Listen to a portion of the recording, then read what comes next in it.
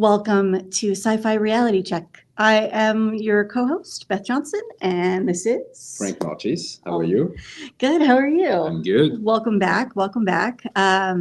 We are recording a new episode here for Strange New Worlds, Season 2, Episode 4, Among the Lotus Eaters. And in this episode, the Enterprise is going back to a planet they have visited before. It did not turn out well. There's a Prime Directive violation going on, and they had lost some people the first time through, and now they have to go, as Pike says, clean up their mess. The problem is that once the landing party gets there, they start dealing with tinnitus, and then they also start losing their memory, and then it starts to affect the people on the ship, and all chaos ensues as everybody tries to figure out how to fix the problem. So how to deal on a planet where you basically losing memory. So today's episode of Reality Check is going to be talking about memory and memory loss and some of the aspects of it. And Franck and I both want to remind you, neither one of us is a biologist, so we're learning on the fly on this one. So feel free in the comments to let us know when we're wrong. We accept that. And as a reminder, there will be spoilers in this discussion. So if you haven't watched episode 4, and really, why haven't you? Go back and watch it now and come back and join us again afterward. All right. Are you ready? I'm ready. I'm ready to talk about the science. This one is a very interesting episode because there is a lot to talk about in terms of the complexity of the brain, I would say, and how a physical process can affect it. Absolutely. And I recently had read a novel of all things that involved a neuroscientist, and just reading that was enough to really, one, be very impressed with my niece who had got her doctorate in neuroscience, because wow. And two, just sort of how complicated the brain really is and what all is involved in trying to understand it, and the fact that I don't really think we do totally understand it. No, we definitely don't understand where the memory are stored and how they're being processed. I mean, I think some of it, like, we know certain locations of certain things, but we don't know the physics of it. Yeah, the physics of it is a little trippy. All right, so let's talk about memory loss. This is something that does exist. In fact, we see it ourselves. I mean, you can lose memory because you have a trauma. Physical trauma, sickness, a stroke, for instance, will affect the brain, and you're losing memory, sometimes long-term, short-term memory, or the ability to store even information, so to store memory, new memories. Mm-hmm. And of course, we have our memory illnesses like Alzheimer's and dementia that affect a lot of population and are very difficult to manage and deal with. And I think as you and I are getting older, we're dealing with that with our parents, our friends' parents. Yeah. It's really tough. In fact, my mother actually recently had surgery for something that it turned out was affecting her memory. Not one of those things that you would have said, oh, that's why you're feeling this way. But when she had a tumor removed from, of all places, her parathyroid. Sorry, Mom, if this is TMI, I apologize in advance. But one of the things it turned out it was affecting was her memory. So for much of the time that she was feeling tired and exhausted and having all of these other issues, it turned out she doesn't really remember much of it because she was not able to make new memories during this time period, really. So there's a lot of blank space for her. So it's a thing that is very complicated and happens a lot. So in this episode, the reason for which they're losing the memory is not because of a sickness or virus or bacteria. They thought about that at the beginning. They investigate that in the spacecraft. But in fact, it's due to what they claim radiation. Right. So electromagnetic probably or particles bombarding some part of the brain, affecting it. Right. So one of the things that happened to this planet in the past was a massive asteroid hit it and disrupted basically their evolutionary processes and everything. And then on top of it, apparently has this exotic radiation that is causing memory loss. And they've divided into sort of two tiers, people who are like the outdoor workers who don't remember anything. And there's a whole culture, of course, around trying to remember and what things are important to remember. And then they have sort of the upper class, which are the sort of castle dwellers who remember things and are in control, but they don't really go outside. Yeah. So the reason they're in control is because they don't lose their memory, because they live in a castle and they're protected by the stone or some kind of Yeah. So what comes out after much drama ensues, one of the things that comes out of this is that they said, yeah, it turns out that the castle is whatever stone it's made of blocks this radiation. So if you're inside the castle, or you literally are wearing what amounts to a tinfoil helmet, right? Yeah, you can survive outside. You can survive outside and not lose your memory and all of this. And it even went so far as to affect the ship itself, the Enterprise, up in orbit. In orbit, yeah. So all of a sudden, and this gifted us with one of the best moments in I think all of Strange New Worlds last season, which was, I am Ortega, I fly the ship. That is like the best, just watching her lean into that and watching the actor lean into it and just sort of, I am Ortega and I fly the ship. Because again, and this comes back to this like concept of memory, there are different types of memory on top of everything. So what they're losing, so let's talk about those memories. So there is sensorial memories, which is basically you smell, you see something, you remember you have seen that or you smell that. It's very short, like typically on the order of the second, right? Then we have the short-term memory. I give you my phone number and you can remember it after a few minutes, maybe. But half an hour later, probably not. It's gone. And then there is a long-term memory where basically I give you an information or you leave something and you remember it vividly for a while, and then slowly it will degrade and disappear. Right. So this long-term memory, in this episode, they're losing short-term and long-term memory. It's kind of very weird because I could not put my finger on what they're losing exactly. Well, it seems like they're losing kind of almost everything that isn't implicit. So like all of their explicit memories, who they are, what they do, where they come from, all of these things are being lost. But the ability to, breathe, eat, sleep, walk, all of these things are still there. So still there, and also things that they've been practicing a lot. Right. Like being a pilot or being a doctor.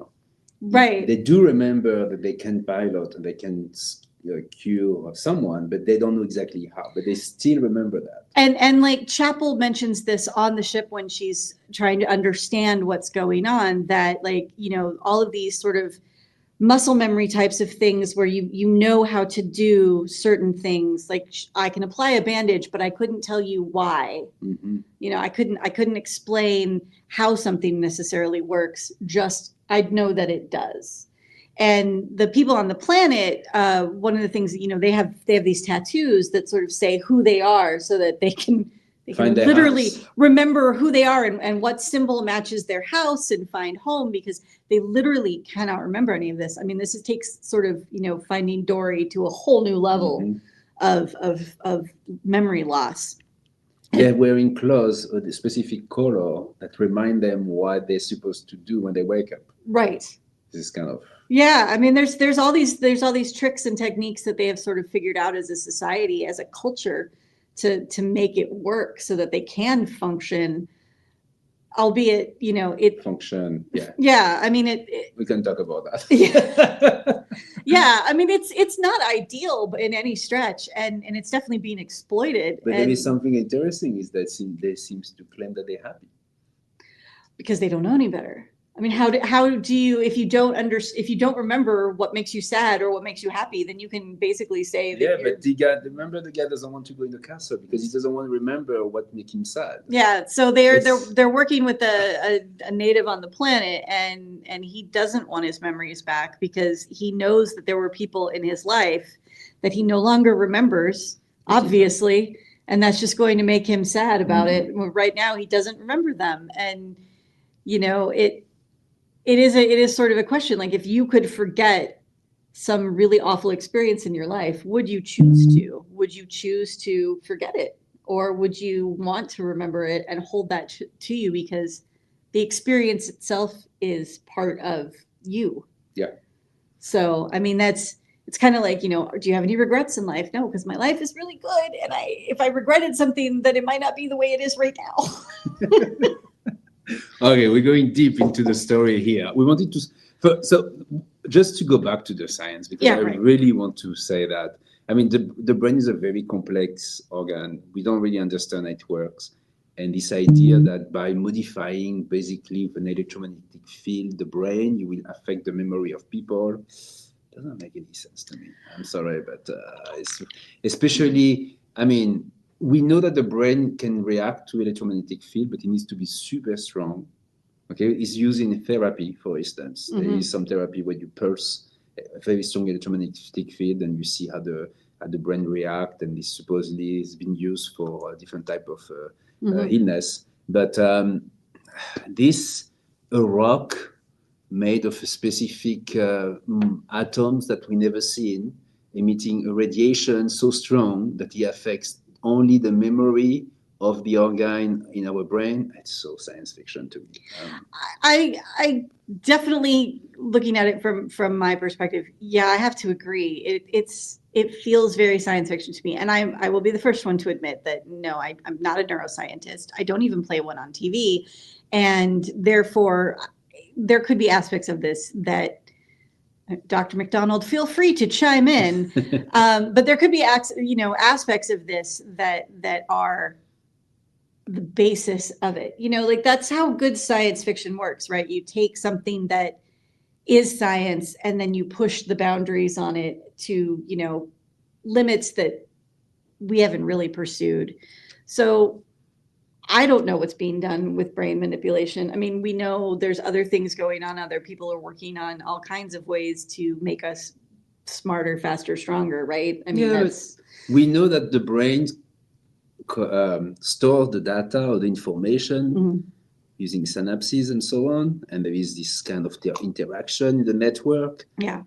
So it's the same physics that the brain uses to operate your body. Right. So if the brain is altered by this strong magnetic field or this radiation, whatever it is, I don't see why it will be altered only for the memory, and they will not basically also collapse on the floor because they lost the ability to walk. Right. That I think is a really good point. That if what we understand of neuroscience is that you have to target a very specific area to get a very specific result, then how can you have a radiation that does that? Exactly. Like without actually being aimed at an area. Like if that radiation is that strong, I would expect cancer incidences to be higher, and maybe they are, and it's not something that they talk about in the episode, but you would expect there to be more physical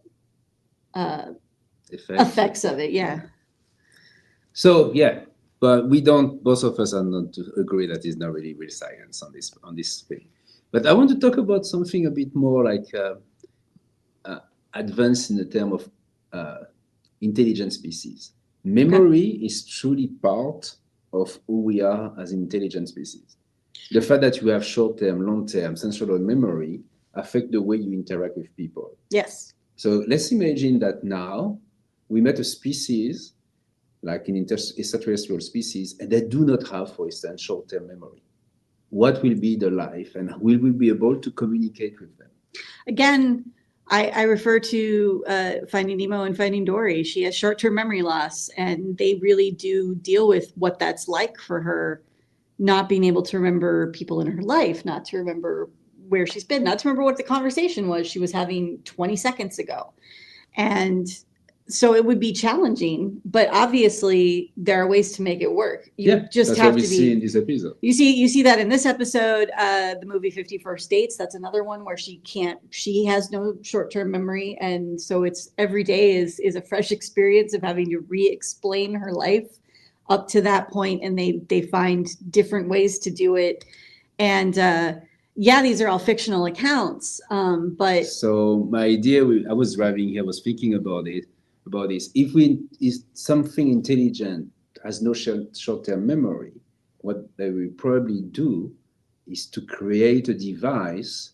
It could be an electronic device, but it could also a biological device. They could basically live in a symbiosis with another species that will be the recipient of the short-term memory.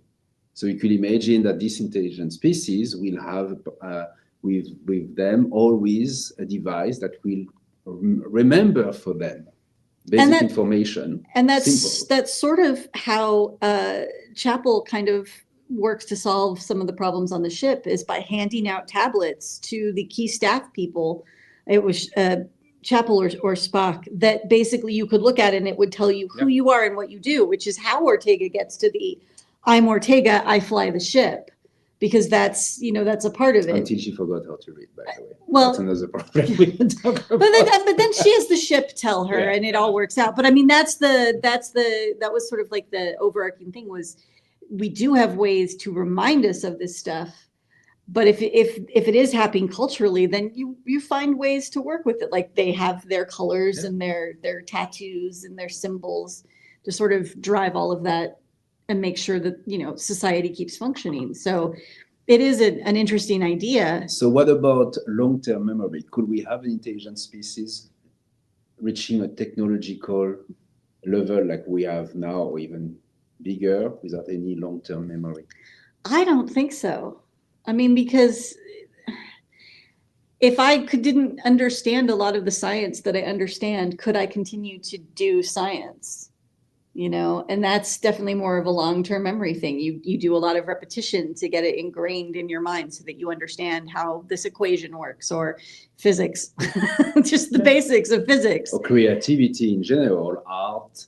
You need long-term memory. Yeah. To understand society, you need long-term memory. To understand historical concept or political concept, the economy, everything, you need a long-term memory. Yeah. It's impossible to do it without. And you need a cultural long-term memory. Yeah. So you have to have all of that. You have to, the ability to record it and look back at it and learn from it and understand it. I think all of those are essential to making a society function. So no, I don't think you could have a technologically advanced civilization that did not have the capability of long-term memory. Another question. You ready? Okay. So is there any other type of memory that we could invent that will make our society better, or an intelligent civilization better than us? I think that gets into the technology aspect of it, like, where you were talking about having sort of like a symbiotic relationship or some sort of tech that you could incorporate into a body. You're set up with a memory chip early on, that helps you retain these things. So that would be a knowledge memory. Basically. Yeah. I could basically, you decided you want to learn French, so we can finally communicate. So I give you a chip, and you learn French. So that's a cultural memory. I was thinking more like something like a global memory. Imagine a species which share a common set of memory. So basically, what you experience and other people experience, you can decide to put this memory into a specific area. I have no idea what it will be, a network, and this will be the shared memory of the species. And now you have the Borg. I knew we could go back to science fiction. You will be able to tap into this memory, so you learn from my experience what you are seeing, for instance, so how to live or things like that. Yeah. But the internet, it's a bit that. It is a bit that. It is a bit of that shared cultural knowledge base, right? Like, I mean, how many of you have, had a thought cross your mind and ended up in a Wikipedia rabbit hole for the next however many hours? Mm-hmm. I could probably go one about memory right now. So I'm trying really hard not to look at my computer, because I really now want to understand all of this. But I think that, we are kind of building that almost database of cultural knowledge. The problem being that every person is individual and will apply it differently. So I don't know that when I read something, I may not get out of it the same thing that you will get out of it. Yeah, that's why it should not be a written text. It should be a memory. It should be an experience. It's basically consciously you connect to something else and you get it into your brain, and you live again something I lived in the past. It's a bit maybe, but imagine that we find a species like this. They will be so frightened by the fact that we don't have a collective memory. I They will think be like, "What the heck are these species?" I think that's going to be true no matter what we find for an intelligent, technologically advanced civilization, right? There will be differences, and there will be a lot of how do you survive without this? How do Yeah. you survive this way? How do you do that? And I liken it back to, and this is going to sound really silly and fun and funny, but I'm going to do it anyway. I liken it kind of back to the fact that I cannot eat cilantro because it tastes like soap. It's true. It's a genetic thing, and my parents do not have it, so it's a recessive gene. Both my parents love cilantro, and to me, I'm like, what does cilantro taste like to people who don't taste it as soap?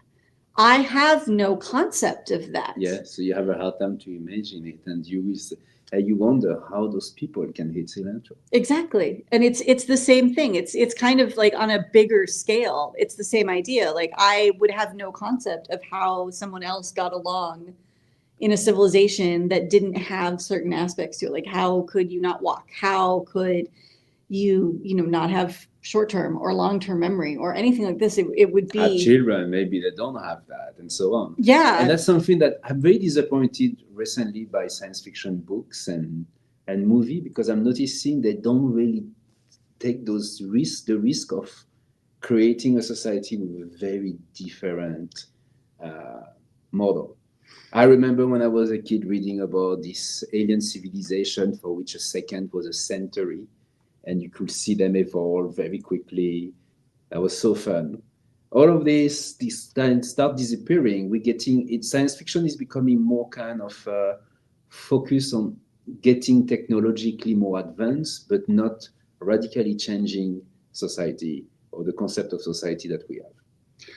I think that makes a very good point. Now, I don't necessarily read enough current science fiction to see it from that perspective, but I do see what you're saying about it, and yeah, I would agree that maybe some of our science fiction is getting a little less brave and a little more entrenched in this need to continue to technologically advance and instead of maybe advancing as a society. So if you are a writer and if you want to write science fiction, you should not be afraid of having crazy idea and put that on paper. I think it's a good exercise. Yeah, I mean, you don't have to write the hardest of hard science fiction. You can let some creativity in and not necessarily always have to adhere to the rules of Earth.